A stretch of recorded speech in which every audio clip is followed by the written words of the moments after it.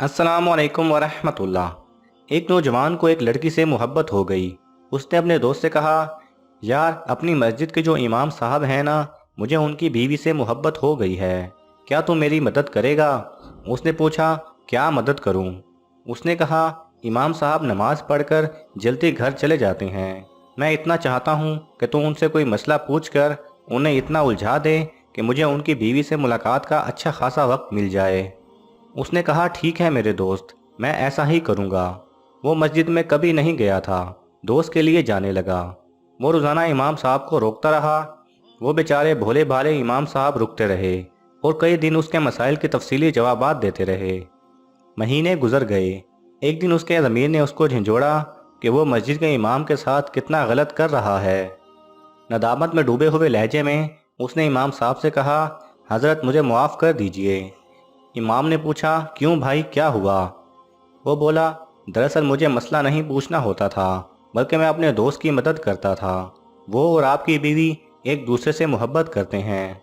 आप जल्दी घर चले जाते थे, इसलिए उसे मौका नहीं मिलता था कि उसे मिले। उसकी मदद के लिए मैं आपको रोके रखता था। इमाम साहब मुस्कुराने लगे। उन्होंने कहा, भाई बड़ी अजीब बात है, अभी तक तो मेरे माँ बाप ने मेरी शादी ही नहीं की, फिर मेरी किसी बीवी से तेरे दोस्त को मोहब्बत कैसे हो गई? ना मेरी कोई बहन है, ना बीवी है। दोस्त सोच में डूब गया कि ये क्या हुआ, ये तो कुछ और ही मामला निकला। इमाम साहब ने कहा, याद रखो, रब करीम ने खुद ऐलान फरमाया है कि हमने नेकोकारों के लिए नेक लोगों का इंतखाब फरमाया है। वो मुझे ऐसी बीवी कैसे दे सकता है जो किसी और से मोहब्बत करती हो? दोस्त सोच में पड़ गया कि इमाम साहब की शादी ही नहीं हुई तो मेरा दोस्त किसके पास जाता है। जब तहकीक की तो पता चला कि वो इमाम की नहीं बल्कि उसके घर जाकर उसकी बीवी के साथ मिलता था। गुनाह में मदद करने का अंजाम ऐसा भी हो सकता है। आज हमारे बहुत से नौजवान अपने तईं इस तरह की बदकारी में मुलविस दोस्तों की मोहब्बत के नाम पर मदद के लिए तैयार होते हैं। उसकी मदद इखलाकी जिम्मेदारी समझकर करते हैं।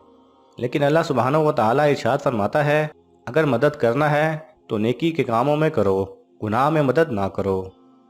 और सच्चा दोस्त वो है, जब तुम खुदा को भूल जाओ तो वो तुम्हें उसकी तरफ मुतवज्जे करे।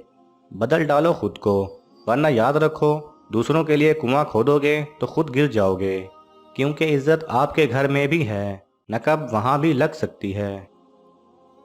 अगर आपको ये वीडियो पसंद आए तो इसे लाइक और शेयर कीजिए।